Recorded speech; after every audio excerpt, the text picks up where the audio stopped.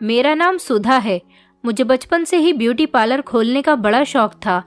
वैसे तो मैं शहर में रहती थी, लेकिन गांव में मेरे चाचा का घर था। मेरे माता पिता के मर जाने के बाद मेरे चाचा चाची ने मुझे अपने पास रख लिया था।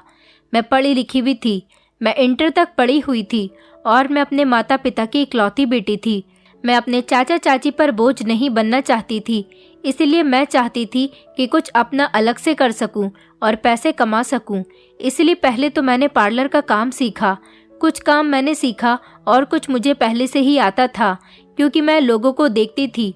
और आजकल तो वैसे भी सोशल मीडिया का ज़माना है। मैं सोशल मीडिया के थ्रू ब्यूटी पार्लर के कोर्स की नई नई वीडियोस देख देख कर काफ़ी कुछ सीख गई थी। ये मेरे हाथ में एक टैलेंट था, इसलिए मैंने अपने आप चाचा चाची के गांव में ही एक पार्लर खोल लिया। चाचा ने मुझे एक दुकान किराए पर लेकर दे दी। उसी से मैंने पार्लर का काम शुरू कर दिया, जिससे मेरे पास ज़्यादा पैसे तो नहीं, लेकिन इतने पैसे निकल आते थे कि दुकान का किराया भी निकल आता था और मेरा अपना खर्चा भी हो जाता था। मुझे चाचा चाची के गांव में रहते हुए 5 साल हो गए थे। मैं इस गांव को अच्छी तरह से जान गई थी और ये गांव मुझे बहुत अच्छा लगने लगा था। मेरे चाचा चाची की भी एक ही बेटी थी, जो मुझे मेरी बहन की तरह प्यारी थी। इस गांव की सारी औरतें मुझे ब्यूटी पार्लर वाली के नाम से ही जानती थीं। इस गांव में मेरा बहुत नाम था, क्योंकि पूरे गांव में एक मेरा ही ब्यूटी पार्लर था और मैं औरतों को और लड़कियों को इतनी अच्छी तरह से तैयार करती थी कि कोई देखकर उन्हें पहचान ही नहीं पाता था। लोग मेरे काम से बहुत खुश होते थे। बहुत से लोग तो ऐसे थे जो मेरे पार्लर में नहीं आते थे। मेकअप या अपना कोई भी काम करवाने के लिए मुझे अपने घर पर बुला लिया करते थे। मुझे ये सौदा भी घाटे का नहीं लगता था, क्योंकि मेरी सारी ज़रूरतें इस गांव के लोगों से पूरी हो रही थी। गांव के काफ़ी सारे लोग काम करने के लिए शहर जाया करते थे, क्योंकि इस गांव में बड़े बड़े अमीर लोग रहते थे। ये गांव एक जाना माना गांव था। यहाँ की सारी औरतें अपना कोई ना कोई काम मुझसे करवाती रहती थीं। गांव में सबसे ज़्यादा नाम गांव के सरपंच का था, जो कि बहुत ही अमीर थे और ज़मींदार भी थे। उनके पास बड़ी बड़ी गाड़ियां भी थी और काफ़ी सारे ऐसे लोग भी रहते थे जिनके पास बहुत सारी ज़मीनें पड़ी हुई थी। इस गांव में सभी अच्छे और खाते पीते लोग रहते थे। मेरे चाचा चाची भी कोई गरीब नहीं थे, उनके घर के हालात भी काफ़ी अच्छे थे। इस गांव के लोगों का काम अच्छा था, इसी वजह से मुझे यहाँ बहुत ज़्यादा पैसे मिलने लगे थे। एक दिन मेरे पास एक ऐसा ऑर्डर आया जिससे मैं हैरान हो गई थी। मुझे मेरे पार्लर के काम करने वाली एक लड़की ने आकर बताया कि मैम, आपसे मिलने के लिए एक औरत आई है। वो अपना मेकअप इस स्टाइल से करवाना चाहती हैं कि वो जवान नज़र आए। मैंने उससे कहा, जवान नज़र आने की क्या बात है, मेकअप से तो सभी खूबसूरत लगते हैं। मैंने अपनी असिस्टेंट को बताया था, तो वो कहने लगी, मैम वो औरत कोई जवान औरत नहीं, बल्कि उसकी उम्र तो 70 साल है और इसी वजह से वो और भी ज़्यादा खूबसूरत लगना चाहती है। मैं तो ये सुनकर हैरान रह गई थी कि 70 साल की उम्र में वो बुढ़िया किसके लिए खूबसूरत लगना चाहती थी। ये सुनकर तो मुझे अपने कानों पर यकीन नहीं हो रहा था, इसलिए मैं बाहर उससे मिलने के लिए चली गई। जैसे ही मैंने उसकी तरफ देखा तो ये देखकर मेरी आंखें फटी की फटी रह गईं। मेरी असिस्टेंट के चेहरे पर भी मुस्कुराहट थी। आखिर 70 साल की उम्र में ये बुढ़िया किसके लिए खूबसूरत लगना चाहती है। मेरी असिस्टेंट ने कहा कि मैम, ये बात तो इसे ही पता होगी। फ़िलहाल तो ये कह रही है कि आप इससे जितने पैसे मांगेंगी वो देने के लिए तैयार है, क्योंकि उसका बहुत स्पेशल दिन आ रहा है, इसलिए आप उसे तैयार कर दो। इस केस में मुझे अब कुछ ज़्यादा ही इंटरेस्ट होने लगा था, क्योंकि मैं भी जानना चाहती थी कि आखिर वो बुढ़िया ऐसा क्यों करना चाहती है। आखिर उसके ऐसा करने के पीछे कोई तो वजह ज़रूर होगी। यकीनन इस उम्र में तो वो शादी तो नहीं कर रही होगी, तो फिर क्या किसी को धोखा दे रही है। मैंने अपने दिल में सोचा कि या फिर वो अपनी जवानी के दिनों को फिर से ताज़ा कर रही है। ये सोचकर मैं उसकी तरफ चली गई तो उसके हाथ में एक बहुत खूबसूरत लहंगा था, जो बिल्कुल ऐसा था जैसे नई दुल्हन का जोड़ा होता है। उसके पास ही बराबर में गंदे से फटे पुराने कपड़े भी पड़े हुए थे। मेरी नज़र जब दोनों चीज़ों पर पड़ी तो मैं उसे घूरते हुए सवाल करने वाली नज़रों से देखने लगी। वो मुझे देखकर कहने लगी कि तुम फिक्र मत करो, मैंने भिखारन वाले कपड़े उतारकर साफ सुथरे कपड़े पहन लिए हैं। मेरे शरीर से बदबू भी नहीं आ रही। उसने बड़े अफसोस के साथ मुझे बताया था। मैंने उससे कहा, जी वो तो मुझे पता है, लेकिन आप ये खूबसूरत सा लहंगा किसके लिए लेकर आई हैं? ये तो दुल्हन पहनती है। मेरे ऐसा सवाल करने पर उसने अपना सर झुका लिया और कहने लगी, आज मैं ही दुल्हन बनूंगी। मैं ये सुनकर बड़ी हैरान हो गई। मैंने कहा, आप दुल्हन बनोगी? मेरा मतलब कि आप दुल्हन क्यों बनोगी? इस उम्र में आप किसकी दुल्हन बनोगी? उसने कहा, बेटी, मेरी शादी हो रही है और वो भी गांव के सरपंच के घर में, इसलिए तुम्हें मुझे अच्छे से तैयार करना होगा। मैं इतने ये दुल्हन वाले कपड़े पहन कर आती हूँ, ज़रा मेरी मदद कर दो। तुम्हें तो पता है इस उम्र में ज़्यादा चला फिरा भी नहीं जाता। उसने अपनी लाठी मुझे दी और मेरा सहारा लेते हुए बाथरूम के अंदर चली गई, जहाँ पर उसने वो दुल्हन वाला लहंगा पहन लिया था। मैं इस बूढ़ी औरत को देखकर बड़ी हैरान हो रही थी कि इस 70 साल की उम्र में इस बुढ़िया से कौन शादी कर रहा है। ज़रूर वो कोई ऐसा ही इंसान होगा जो पहले से ही मौत के करीब जा रहा होगा, जिसकी उम्र लगभग 80-90 साल से भी ज़्यादा होगी, क्योंकि इस औरत में ना तो कोई खूबसूरती थी और ना ही कोई ऐसी क्वालिटी थी जिसकी वजह से कोई इसे पसंद करता, और फिर इसकी उम्र भी बहुत ज़्यादा थी। दूसरा, इसने अपने काम के बारे में बताया कि वो एक भिखारन है, लोगों से भीख मांग मांग कर गुजारा करती है। ऐसे में इससे कौन शादी कर रहा होगा? मैंने इस औरत से कुछ पूछा नहीं कि कहीं इस बेचारी को मेरी बात का बुरा न लग जाए। मैंने उसे अच्छी तरह से तैयार कर दिया। जो कुछ भी मैं कर सकती थी मैंने अपना बेस्ट करने की ही कोशिश की थी। अब वो पहले के मुकाबले काफ़ी बेहतर लग रही थी। शीशे में खुद को देखकर शर्माने लगी और कहने लगी, काश ये सब पहले होता तो मेरी जवानी में भी कोई मुझे मिल जाता, लेकिन चलो कोई बात नहीं। उसने ये कहकर अपनी लाठी मुझसे वापस ले ली और बाहर को चलने लगी। मैंने कहा, आप इतना भारी लहंगा पहनकर चल नहीं पाओगी, मैं आपके साथ चलती हूँ। वो कहने लगी, अरे नहीं बेटा, गाड़ी और ड्राइवर मुझे लेने के लिए आ गए हैं। उसने मेरी तरफ देखकर मुस्कुराकर कहा। तो मैं हैरान हो गई कि अगर ये एक भिखारन है तो गाड़ी में क्यों जा रही है। मैंने देखा कि वो गांव के सरपंच जी की गाड़ी थी, जिसे देखकर मैं हैरान रह गई थी। ये सरपंच जी को क्या हो गया था? ये तो अभी सिर्फ 50-60 साल के होंगे। ये कैसी हरकतें कर रहे हैं? कहीं ये इस बूढ़ी औरत से शादी तो नहीं करने वाले हैं? मैंने दिल में सोचा। मैं ये बातें अभी सोच ही रही थी कि गाड़ी से ड्राइवर उतरा और मेरी तरफ इनविटेशन कार्ड बढ़ाते हुए कहने लगा, माफ़ करना मैडम, हम ज़रा लेट हो गए, लेकिन मैं आपको शादी का इनविटेशन दे रहा हूँ। आपको हमारे साथ शादी में ज़रूर चलना होगा। आप भी गाड़ी में बैठ जाओ, आपने दुल्हन को तैयार किया है। इतना तो हमारा भी हक बनता है कि आपको शादी में इज्जत से बुलाएं और आपकी खूब खातिरदारी करें। मैं उस सरपंच के घर शादी में नहीं भी जाती, लेकिन दुल्हन के बारे में जानने के लिए, और मुझे इस केस में कुछ ज़्यादा ही इंटरेस्ट हो रहा था, उसके बारे में जानने के लिए मैंने सोच लिया था कि मैं इस शादी में ज़रूर जाऊंगी। मैं इस टाइम खड़ी हुई यही सब बातें सोच रही थी। मैंने तो अपने दिल में ये आइडिया लगा लिया था कि ज़रूर इस औरत को किसी न किसी ने भड़काया होगा। किसी ने ज़रूर कहा होगा कि तुम सरपंच जी से शादी कर लो, या फिर सरपंच जी से किसी ने कहा होगा कि आप इस भिखारन से शादी कर लो तो आपकी ज़िंदगी बदल कर रह जाएगी। मैं भी देखना चाहती थी कि आखिर लोग इस कपल के बारे में क्या बातें करेंगे। मैं दुल्हन के साथ सरपंच जी की गाड़ी में बैठकर चली गई थी और अपनी असिस्टेंट से पार्लर संभालने के लिए कह दिया था। जब हम सरपंच जी के घर के आगे रुके तो दुल्हन को उतारने के लिए 4-5 लड़के आए थे। उनमें से किसी का भी बिहेवियर ऐसा नहीं था कि मुझे बुरा लगता। सब लोग इस बूढ़ी औरत को बहुत इज्जत दे रहे थे। मैंने आज तक इस औरत को गांव में पहली बार देखा था। इससे पहले तो कभी मुझे ये नज़र नहीं आई थी। शादी में मौजूद 2-3 लोगों से मैंने इसका नाम पूछा तो उन्होंने कहा कि इसका नाम तो हमें भी नहीं पता, कि ये औरत तो काफ़ी सालों के बाद हमने यहाँ पर देखी है। पहले ये औरत इसी गांव में रहा करती थी और इसके बाद ये शहर में कहीं जाकर रहने लगी थी। हम इसके बारे में ज़्यादा तो नहीं जानते हैं, बस इतना ही पता है। मैं सोच रही थी कि सरपंच जी की शक्ल देखूंगी, उनकी पत्नी के क्या एक्सप्रेशन होंगे। उनके पति ने अपने से लगभग 10-20 साल से बड़ी औरत के साथ शादी कर ली, क्योंकि सरपंच जी की उम्र तो 50-60 साल के बीच ही होगी, इससे ज़्यादा नहीं थी। मगर मुझे हैरानी तो तब हुई थी जब सरपंच जी इस औरत को दिलासा देने लगे और इसके साथ बैठ गए। लेकिन इस बुढ़िया का पति सरपंच जी नहीं थे, तो फिर कौन था इसका दूल्हा? कहीं अपने घर में किसी ड्राइवर या गार्ड से तो सरपंच जी इसकी शादी नहीं करवा रहे थे, या फिर घर के किसी नौकर के साथ शादी करवा रहे हों। मैं यही सोच रही थी कि दूल्हा आ गया और सारे शादी हॉल में शोर मचने लगा। मैंने दूसरी तरफ देखा तो वहां पर सरपंच जी का बेटा अनूप खड़ा हुआ था। अनूप को देखकर मेरे तो पैरों तले से जमीन निकल गई थी। मैंने सुना हुआ था कि उसकी उम्र सिर्फ 19 साल की थी, तो क्या यही लड़का दूल्हा था? मैं फटी फटी नजरों के साथ चारों तरफ देख रही थी और उसने ही दूल्हे जैसे कपड़े भी पहने हुए थे। मैंने अपने पास बैठी हुई एक औरत से पूछा कि क्या यही सरपंच जी का बेटा है जिसकी आज शादी है इस औरत के साथ? तो उसने कहा, हाँ, इस बुढ़िया की शादी इसी के साथ हो रही है।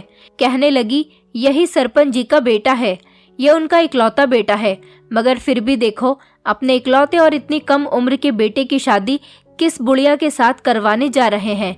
इन लोगों को थोड़ी भी शर्म नहीं है। और मुझे तो इस बच्चे पर आ रही है कि ये अपने माता पिता की मर्जी की खातिर इस बुढ़िया के साथ शादी क्यों कर रहा था। ये अपने माता पिता की मर्जी की खातिर ये सब कुछ कर रहा था, क्या फिर अपने लिए इस बुढ़िया से शादी कर रहा है? भगवान जाने कैसा कलयुग आ गया है। मैंने अपने दिल में सोचा कि भगवान, ये अब कैसे इसके साथ रहेगी? ये तो इसकी दादी की उम्र की है। यहाँ पर मौजूद मेहमान भी तरह तरह की बातें कर रहे थे और कुछ लोग तो हंस भी रहे थे, जबकि दूल्हा मतलब 18 साल का अनूप टहलता टहलता जाकर दुल्हन के बराबर में बैठ गया था, जहाँ पर वो बुढ़िया पहले से ही बैठी हुई थी। मुझे लग रहा था कि अनूप से कोई जबरदस्ती की होगी, लेकिन दूल्हे की मुस्कुराहट देखकर आइडिया हो चुका था कि ये शादी जबरदस्ती हरगिज नहीं की जा रही। इस शादी में इन दोनों की मर्जी शामिल है। तभी तो ये दोनों बहुत खुश नजर आ रहे थे, लेकिन क्या पता अनूप को किसी ने इस बात पर मजबूर किया हो, इसलिए वो दिखावा करने के लिए लोगों के सामने खुश होने की एक्टिंग कर रहा हो। सरपंच जी भी गुस्से में नजर नहीं आ रहे थे। दोनों बाप बेटे बहुत खुश थे। ऐसा लगता था कि ये शादी उनकी खुशी के लिए ही हो रही है, जबकि सरपंच जी की पत्नी बहुत गुस्से में बैठी हुई थी। वो अपनी एक रिश्तेदार से कहने लगी कि मेरा तो इन लोगों ने पूरे गांव में मजाक बनवा दिया। मैं तो ऐसा सोच भी नहीं सकती थी कि अपने बेटे के लिए मैं खूबसूरत सी पत्नी ढूंढ कर लाना चाहती थी, लेकिन देखो इन लोगों ने क्या कर दिया। सारे गांव के सामने हमारी इज्जत को मिट्टी में मिलाकर रख दिया। अपने इकलौते बेटे की शादी के मुझे कितने अरमान थे, मेरे सारे अरमान धरे के धरे रह गए। मैंने तो अपने पति से भी कहा था कि अनूप की इतनी बड़ी बात मत मानो, मगर उन्होंने मुझे धमकी दे दी कि अगर मेरे बेटे ने इस औरत से शादी नहीं की तो फिर मैं खुद इस औरत से शादी कर लूँगा। अब बताओ भला मैं अपना घर कैसे उजाड़ सकती थी। लेकिन जो भी हुआ, मैं इस औरत से खुश नहीं हूँ। मैं तो इसे अपनी बहू भी नहीं कह सकती, ये मेरी माँ की उम्र की है। सरपंच जी की पत्नी की बातें सुनकर मुझे भी बहुत अफसोस हो रहा था। सच कहूँ तो 70 साल की ये भिखारन मुझे बहुत बड़ी फ्रॉड औरत लग रही थी। उसके चेहरे के एक्सप्रेशन ऐसे थे जिन्हें देखकर ऐसा लग रहा था कि वो बहुत इंटेलिजेंट औरत है, लेकिन फिलहाल वो अपना सर झुकाकर बैठी हुई थी। इस तरह से बैठी थी जैसे आज उसकी सबसे बड़ी चाहत पूरी हो गई हो। मगर उसकी नज़र जैसे ही मुझ पर पड़ी, उसने मुझे इशारे से अपने करीब बुला लिया। मैं उसकी बात सुनने के लिए उसके करीब गई तो वो मुझसे कहने लगी कि तुम आकर मेरे पास बैठ जाओ। कभी कभी मुझे खुद को सेट करना होता है तो फिर तुम्हारी हेल्प की ज़रूरत होगी। मैं हैरान थी कि इस औरत में कॉन्फिडेंस है, जबकि शादी में मौजूद सारे लोग उस पर हंस रहे थे, मगर उसे तो किसी बात की कोई परवाह ही नहीं थी। वो तो बस अपने खूबसूरत लगने पर ही ध्यान दे रही थी। थोड़ी देर के बाद शादी की सारी रस्में ख़त्म हुई और शादी भी हो गई। मेहमान भी खाना खाकर धीरे धीरे जाने लगे थे, मगर इस औरत ने मुझसे कहा कि तुम मेरे पास ही रहो। उसने मुझे अपने पास से कहीं जाने ही नहीं दिया। कहने लगी, मुझे तुमसे कुछ बातें करनी है।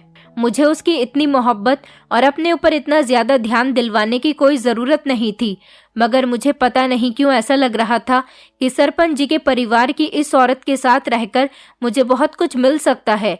मैं चुपचाप उस औरत के साथ बैठी रही। मुझे ना जाने क्यों ऐसा लग रहा था कि जैसे वो मुझसे अकेले में भी कोई बात करना चाहती है, मगर बार बार वो कुछ कहते कहते रुक जाती थी। थोड़ी देर के लिए मेहमान इधर उधर हुए तो उसने मेरे कान में कहा कि तुम रात को मेरे साथ मेरे कमरे में ही रुक जाना। कुछ दिन मेरे साथ यहीं पर रह जाओगी तो मैं तुम्हें बहुत अच्छे पैसे दूंगी, क्योंकि मुझे एक पार्लर वाले की बहुत सख्त ज़रूरत है। तुम मुझे बड़ी अच्छी लड़की लगी हो, तुम्हें तो पता है कि मेरी उम्र इतनी ज़्यादा हो गई है। अभी इस उम्र में मुझसे ज़्यादा मेकअप करना भी नहीं आता। मैंने तो सारी ज़िंदगी भीख मांगकर ही अपने बच्चों का पेट पाला है। लेकिन तुम्हें शायद मेरी बात समझ नहीं आएगी, क्योंकि तुम शादीशुदा नहीं हो। तुम्हें क्या पता कि किस तरह से मर्दों को अपनी तरफ अट्रैक्ट करना होता है। बस तुम मुझे तैयार कर देना। मैं हर मौके पर खूबसूरत दिखना चाहती हूँ। मैं तुम्हें इतने पैसे रोज़ दूंगी जितने तुम अपने पार्लर में एक दिन में भी नहीं कमा पाती होगी। मैं अच्छी तरह से जानती हूँ कि ये गाँव वाला इलाका है। यहाँ पर औरतें तुम्हें ज़्यादा से ज़्यादा काम करने के 500 या फिर 600 से 700 देती होंगी, और तुम जैसी गरीब लड़की के लिए ये भी बहुत बड़ी बात है। मुझे तो इस भिखारन पर हैरत हो रही थी कि एक ही घंटे में अपनी शादी करने के बाद वो अपनी औकात कैसे भूल सकती है। मैंने उससे कहा कि चलो तुम जैसा कहोगी मैं वैसा करने के लिए तैयार हूँ, और अगर तुम अपने पति के साथ खुश रहना चाहती हो तो अपने पति के लिए तुम्हें खूबसूरत दिखना पड़ेगा, जिससे तुम्हारा पति तुम्हारा दीवाना हो जाए। लेकिन मुझे एक दिन के काम के लिए लगभग तुम्हें 10,000 रुपये देने होंगे, तो मैं तुम्हारे साथ रहूंगी। उसने मेरी तरफ देखते हुए कहा, इसका मतलब यह है कि तुम आज रात भी रुक जाओगी। मैंने कहा, क्यों नहीं, अगर तुम मुझे अभी पैसे दे दो तो मैं आज से ही तुम्हारे साथ रुकने के लिए तैयार हूँ। उसने मुझसे कहा, अरे तुम तो बड़ी लालची हो, तुम बिल्कुल मेरी तरह लगती हो। तुम्हारा भी बड़ा एक्सपीरियंस है कि इंसान की जेब से पैसे किस तरह से निकालने हैं। उसने अपने हाथों में लिया हुआ गोल्डन कलर का पर्स उठाया और उसको खोलकर मुझे 10,000 रुपये दे दिए। मैं हैरान हो गई थी कि उसने मुझे फौरन ही 10,000 रुपये कैसे दे दिए थे, जबकि एक गरीब और भिखारी इंसान के लिए 10,000 रुपये बहुत बड़ी रकम होती है। मैंने उसके हाथ पैर देख लिए थे। वैसे वो लगती तो किसी शरीफ परिवार की ही औरत थी, मगर पता नहीं क्यों मुझे ऐसा लगता था कि ये कहानी कुछ डिफरेंट है। वो फिर से मुझे देखती हुई कहने लगी, आज मेरा पति मेरे कमरे में आएगा, और इससे आगे मैं क्या कहूँ। मेरी उम्र हो गई है। तुम तो काफ़ी समझदार हो ना, तुम जानती हो कि मेरी उम्र कितनी हो गई। मैंने ये शादी अपने पति की खुशी के लिए ही की है, लेकिन अब तुम खुद ही बताओ कि क्या मैं इस उम्र में शादी की कुछ ऐसी रस्में जिनको मैं पूरा नहीं कर सकती, वो कैसे कर सकती हूँ। मैं उसकी बात को समझ गई थी कि वो क्या कहना चाह रही है। भला वो औरत बड़ी समझदार मालूम होती थी और कहने लगी, तो बस इसीलिए मैं चाहती हूँ कि तुम मेरे साथ रुको। मैं इन लोगों से कह दूंगी कि तुम मेरी फ्रेंड हो, जिसे मैंने यहाँ पर बहुत टाइम के बाद देखा है, और ये कि तुम भी मेरी तरह शहर से आई हुई हो। मैं उनकी इस बात पर हंसने लगी और कहने लगी, आपकी और मेरी उम्र में बहुत डिफरेंस है। मैं आपकी पोती की उम्र की हूँ। आखिर कोई इंसान इतनी आसानी से बेवकूफ़ नहीं बन सकता। तो वो कहने लगी, चलो तो मैं ये कह दूंगी कि ये अभी मेरी नई नई फ्रेंड बनी है। मैंने कहा, चलो ठीक है। मैं इस औरत की बात को अच्छी तरह से समझ गई थी, और मुझे ये भी पता चल चुका था कि मुझे इसके लिए क्या करना है और ये मुझे पैसे क्यों दे रही है। मैं इसकी बातें समझकर बहुत ज़्यादा खुश हो गई थी, क्योंकि मुझे काफ़ी सारे पैसे मिलने वाले थे। एक तो इसके पास अपने पैसे भी होंगे, और दूसरा कि अब इसे शादी में आए हुए मेहमानों ने भी पैसे दिए थे। शादी पूरी हो जाने के बाद ये मुझे अपने कमरे में लेकर चली गई थी। जाहिर सी बात है, सरपंच जी की पत्नी, मतलब इस बुढ़िया की सास, जो इससे लगभग 30 साल छोटी थी, वो इससे बात नहीं करना चाहती थी। वो अपने कमरे में चली गई थी। पीछे वो औरत अकेली रह गई थी। उसने मुझे अपना नाम महेश्वरी बताया था। महेश्वरी ने कहा कि ये मेरा पति मुझसे इतनी मोहब्बत तो नहीं करता जितनी लोगों के सामने दिखा रहा है, लेकिन क्या पता इसका क्या मतलब हो, क्योंकि मर्द का तो कोई भरोसा नहीं। इसलिए तुम मेरे साथ चलो। मैंने तुम्हें सब कुछ अच्छी तरह से समझा दिया कि तुम्हें क्या करना है। मैं महेश्वरी को लेकर उसके नए कमरे में चली गई थी। उसका लहंगा बहुत भारी था, इसलिए उससे चला भी नहीं जा रहा था। मैंने महेश्वरी से पूछा, अच्छा ये बताओ कि आपकी लव मैरिज हुई है या फिर आपके साथ ज़बरदस्ती की गई है। तो वो हंसने लगी, और इतनी ज़ोर ज़ोर से हंसने लगी कि हंसते हंसते उसका पेट दुखने लगा। उसकी आंखों से आंसू आने लगे थे। वो अपने आंसू साफ करते हुए कहने लगी, हाँ मैंने ये शादी लव मैरिज की ही की है, लेकिन अभी तुम्हें इसकी हकीकत नहीं बताऊंगी, क्योंकि अभी मुझे तुम्हारा भरोसा कायम करना है। फिर तुम्हें अपनी सारी कहानी सुना दूंगी। और उसके बाद वो खामोश हो गई। फिलहाल मैंने उसके कपड़े चेंज करवा दिए थे। कपड़े चेंज करते ही वो खुश हो गई थी और कहने लगी कि मैं तुम्हें एक गिफ्ट दूंगी, लेकिन अब तुम्हें मेरी एक बात सुननी होगी और इस बात पर ध्यान देने के बाद तुम्हें अगर मेरे साथ वफादारी करनी हो तो बता देना, मगर मेरे राज के बारे में किसी को मत बताना, क्योंकि मैं अकेली थी ये काम कर सकती हूँ, लेकिन क्योंकि तुम जवान लड़की हो और इस गांव की भी नहीं हो तो मुझे तुम्हारी मदद की ज़रूरत है। मैंने उसको बताया कि मैं इस गांव में ही 5 साल से रह रही हूँ, क्योंकि शहर में मेरे माता पिता मर गए। मैं अपने शहर वाले घर को छोड़कर अपने चाचा चाची के साथ इस गांव में रह रही हूँ। ये पूरा गांव मुझे अच्छी तरह से जानता है। तो वो कहने लगी, अच्छा चलो ठीक है, लेकिन मुझे तुम्हारी मदद की ज़रूरत है। तुम्हारे बारे में किसी को कुछ पता नहीं चलेगा। मैं कमरे में बैठी रही थी। मुझे ज़्यादा हैरत नहीं हो रही थी कि इसका पति अभी तक क्यों नहीं आया था। जाहिर सी बात है, वो लड़का 19 साल का था और वो 70 साल की औरत के पास जाकर क्या करेगा। वो तो इसे देखकर अपनी दादी ही समझेगा, बल्कि इस औरत के साथ तो उसके दिल के कोई अरमान भी नहीं जाग पाएंगे। मगर हैरानी तो मुझे उस टाइम हुई थी जब कमरे के दरवाजे पर अचानक ही दस्तक हुई। मैंने दरवाज़ा खोला तो सामने अनूप को खड़ा हुआ देखा था।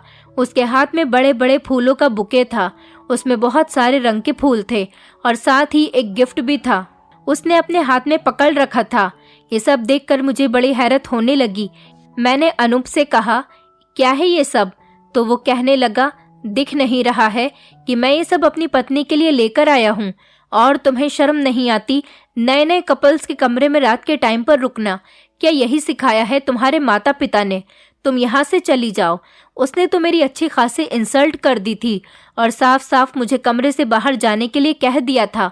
मगर जब माहेश्वरी ने पीछे से आवाज़ लगाई कि कोई बात नहीं अनूप, ये मेरी नई नई फ्रेंड बनी है, तुम इससे मत शर्माओ और ये थोड़ी देर के लिए बाहर चली जाएगी, मगर रात भर ये कमरे में ही रुकेगी। मैंने सोचा था कि ये बात बड़ी अजीब सी है, लेकिन फिर जब माहेश्वरी ने मुझे अपने पास ही रोक लिया तो अनूप ने मेरे सामने अपने नए स्टाइल में बड़े ही अच्छे तरीके से इस बुढ़िया को प्रपोज किया था। वो कह रहा था कि अगर तुम मेरी जिंदगी में नहीं आती तो मेरी जिंदगी तुम्हारे बिना अधूरी रह जाती। भगवान करे तुम्हें मेरी भी उम्र लग जाए। ऐसा प्रपोज तो मैंने कभी आजकल के नौजवान लड़के और लड़कियों के बीच भी नहीं देखा था। वो माहेश्वरी से कहने लगा, माहेश्वरी जी, मैं सारी जिंदगी आपके साथ गुजारना पसंद करूंगा और मैं आपके साथ टाइम स्पेंड करना चाहता हूँ। माहेश्वरी तो बड़ी खुश हो रही थी, लेकिन साथ ही साथ किसी गहरी सोच में भी चली गई थी। फिर अनूप को ये कहकर भेज दिया कि मैं कल से तुम्हारे साथ टाइम स्पेंड करूंगी। फिलहाल मुझे अपनी इस फ्रेंड के साथ रहने दो, क्योंकि मैं यहाँ बहुत टाइम के बाद आई हूँ, तो मुझे यहाँ के माहौल में बहुत ज़्यादा चेंज महसूस हो रहा है। मुझे यहाँ के माहौल में ढलने में अभी टाइम लगेगा। सरपंच जी का बेटा अनूप बाहर चला गया था। उसके बाहर जाने के बाद माहेश्वरी ने मुझसे एक बैग मंगवाया और कहने लगी, इसे खोलो और इसमें मेरे सारे जेवरात डाल दो। मैं उसे गौर से देखने लगी थी कि ये तुम क्या कर रही हो माहेश्वरी? क्या तुम्हारा यहाँ से चोरी करके भागने का इरादा है? वो कहने लगी, तो और क्या, मैं क्या तुम्हें बेवकूफ़ नजर आ रही हूँ? और ये जेवर मैं चोरी करके नहीं ले जा रही हूँ, ये सारे मेरे अपने जेवर हैं।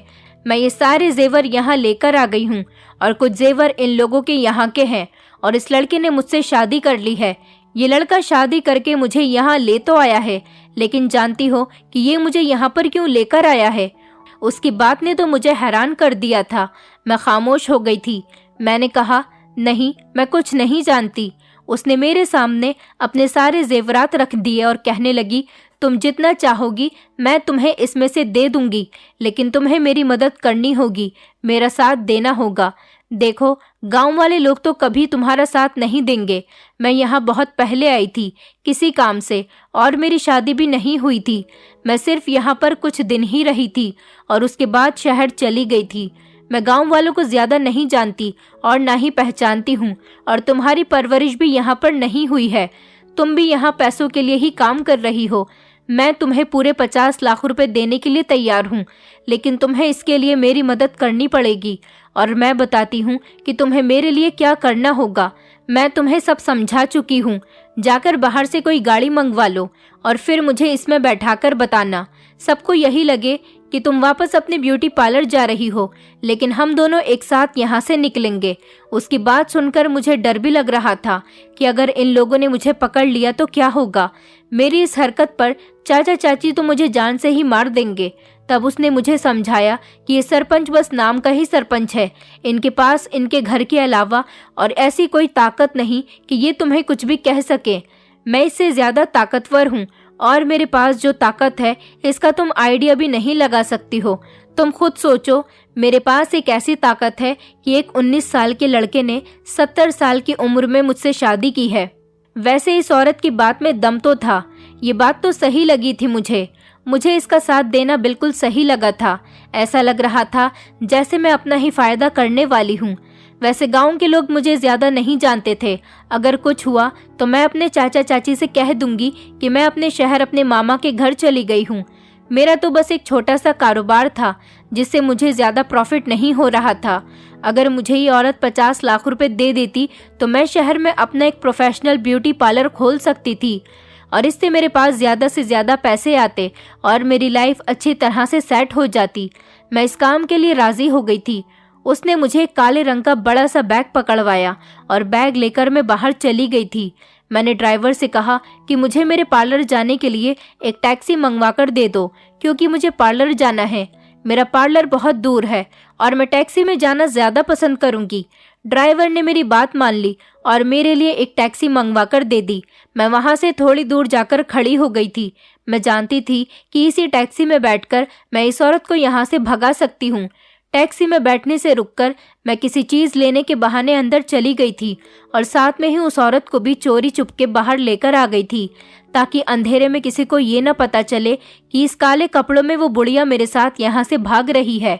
मैंने चारों तरफ देखा कि हमें कोई देख तो नहीं रहा। जल्दी से मैंने उस बुढ़िया को टैक्सी में बैठा दिया और हम लोग टैक्सी में बैठकर वहां से निकल गए थे। सारे गांव के लोग तो सो रहे थे और हर रास्ते पर अंधेरा ही अंधेरा था। हम लोग वहां से भाग चुके थे। इस बारे में किसी को कुछ पता नहीं चल सका। हम लोग जब शहर पहुंचे तो वो औरत टैक्सी से निकली और मुझसे कहने लगी, मैं तुम्हें यहाँ पर बेवजह लेकर नहीं आई हूँ, मुझे अपना वादा पूरा करना है।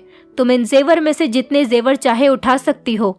मैंने कहा, तुम मुझे एक रात के लिए अपने घर में जगह दे दो, क्योंकि मेरा शहर में कोई नहीं, इसलिए मैं रात गुजारने के लिए कहाँ जाऊंगी। सुबह होते ही मैं अपने चाचा चाची को फोन कर दूंगी और उन्हें बता दूंगी कि मैं शहर अपने मामा के घर चली गई हूँ। वो मेरी परवाह न करें। मैंने तुम्हारा साथ दिया है, तुम मेरा साथ दो। वो मुझे खुशी खुशी अपने घर ले गई थी। उसने मुझे अपनी फैमिली से मिलवाया। उसकी फैमिली तो काफ़ी बड़ी थी। उसके परिवार में उसके 2 बेटे थे, 2 बहुएं थीं और दोनों बहुओं के बच्चे थे। वो पोता पोतियों वाली थी। उसकी सबसे छोटी पोती जाकर उसके गले लगकर रोने लगी और कहने लगी, दादी आप बहुत अच्छी हो, आपने मेरे लिए इतना सब कुछ किया।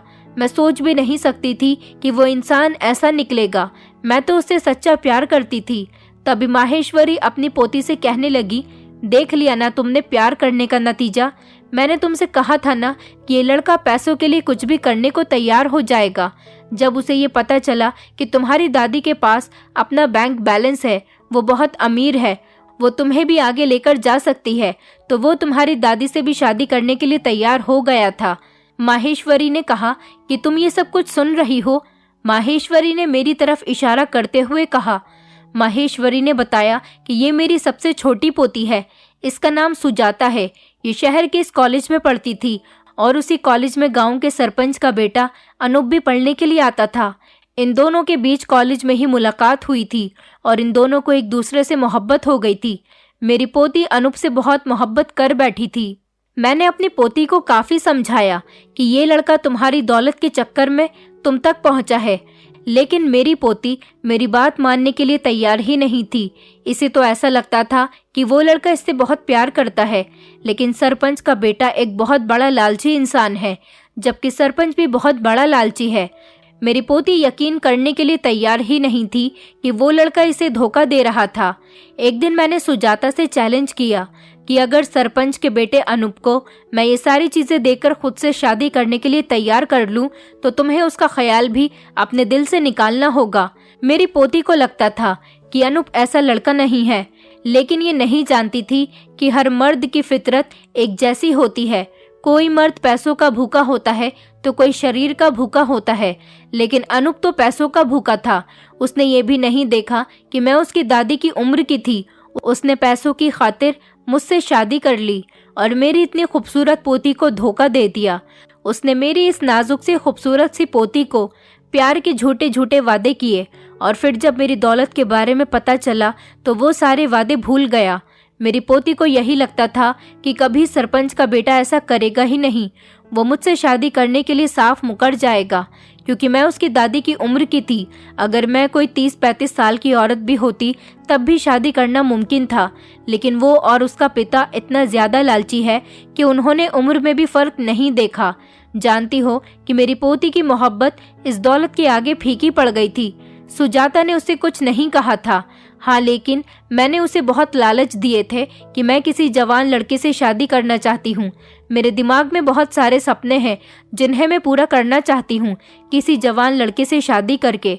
उसने कहा कि कोई बात नहीं, मैं भी तुमसे ऐसी ही मोहब्बत करूँगा जैसी तुम मुझसे करती हो। और फिर तुम यकीन नहीं मानोगी कि उस लड़के ने पूरे गांव के सामने मुझे एक्सेप्ट कर लिया, सिर्फ इस दौलत के पीछे जो मेरे नाम पर है। मेरे पास बहुत सारी प्रॉपर्टीज़ हैं। मैं कोई भिखारन नहीं हूँ, बल्कि एक बहुत अमीर औरत हूँ। और आते आते ही मैंने अनूप का घर भी साफ कर लिया। ये जेवर तुम आराम से ले जा सकती हो, क्योंकि ये सब मैंने सिर्फ और सिर्फ सरपंच और उसके बेटे को सबक सिखाने के लिए किया है। और उन दोनों बाप बेटे को सबक सिखाना भी जरूरी था, जो पैसों के पीछे मेरी पोती की जिंदगी बर्बाद करने चला था। भगवान जाने उसे किस चीज की कमी थी। उसके पास अच्छा घर है, माता पिता हैं, गांव में बहुत इज्जत है, फिर भी सब कुछ था उसके पास। लेकिन वो और उसका पिता इतने लालची थे कि एक बूढ़ी औरत को भी अपनाने पर तैयार हो गए थे। मैंने ऐसी मोहब्बत पर कभी देखा भी नहीं, लेकिन अपनी पोती को समझाने के लिए क्या क्या नहीं कर लिया। मैं अपनी पोती को इस लालची इंसान के हवाले नहीं करना चाहती थी और अपनी पोती के सामने सारी सच्चाई लाना चाहती थी, इसलिए मैंने ये सब कुछ किया। भगवान का शुक्र है कि तुमने मेरा साथ दिया, वरना पता नहीं मैं अपनी पोती को इस झूठे प्यार की हकीकत समझाते समझाते कहाँ जा फंसती। भगवान की कृपा है, मेरी पोती की आंखें खुल गईं। माहेश्वरी तो ये बात करके अपने कमरे में चली गई थी, मगर मैं खड़ी हुई वहां पर ये सोच रही थी कि सरपंच और सरपंच के बेटे से जो माहेश्वरी ने शादी की है, अब इसका क्या होगा। वैसे तो माहेश्वरी विधवा औरत है, लेकिन अगले दिन मेरी ये गलतफहमी भी दूर हो गई थी। माहेश्वरी ने मुझे बताया कि ऐसा कुछ नहीं था, कि इस शादी को शादी नहीं मान सकते। माहेश्वरी ने अपनी पोती को समझाने के लिए जो कदम उठाया था वो सही था या गलत, मुझे तो माहेश्वरी ने जो भी किया था सब सही लगा था। लेकिन मेरी जिंदगी अब पूरी तरह से बदल गई थी। मैंने शहर में आकर एक बहुत बड़ा ब्यूटी पार्लर खोल लिया था। यहाँ मेरी जिंदगी बहुत अच्छी गुजर रही है। मैंने अपने चाचा चाची को भी शहर ही बुला लिया है, वो लोग मेरे साथ रहते हैं। माहेश्वरी की पोतियां मेरी अच्छी दोस्त बन गई हैं और मेरे ही पार्लर में काम करती हैं। मैंने उन लोगों को सारा काम सिखा दिया। मुझे नहीं पता था कि मेरी जिंदगी के हालात इस तरह से बदल जाएंगे। आज मैं एक बहुत बड़ी प्रोफेशनल मेकअप आर्टिस्ट हूँ। माहेश्वरी की मदद करने के बाद मेरी किस्मत एक नया मोड़ लेकर आ गई थी। मेरी शादी भी एक अच्छे इंसान से हो गई है। मैं अपनी जिंदगी में बहुत खुश हूँ और खूब सारा पैसा कमा रही हूँ। मेरे पास किसी चीज़ की कोई कमी नहीं है। मेरी जिंदगी तो माहेश्वरी की वजह से बदल गई, लेकिन उसकी पोती की जिंदगी भी काफ़ी बदल गई, क्योंकि उसकी आंखें खुल गई थी। वो एक झूठे और मक्कार लड़के के हाथों धोखा खा रही थी। माहेश्वरी ने अपनी पोती की शादी एक अच्छे परिवार में की, वो भी अपने ससुराल में बहुत खुश रह रही है। दोस्तों, उम्मीद करती हूँ आपको हमारी कहानी पसंद आई होगी। कहानी पसंद आई है तो वीडियो को लाइक करें, चैनल पर नए हैं तो चैनल को सब्सक्राइब करें और हाँ, नोटिफिकेशन बेल को ज़रूर दबाएं ताकि अगली अपडेट सबसे पहले आपको मिले।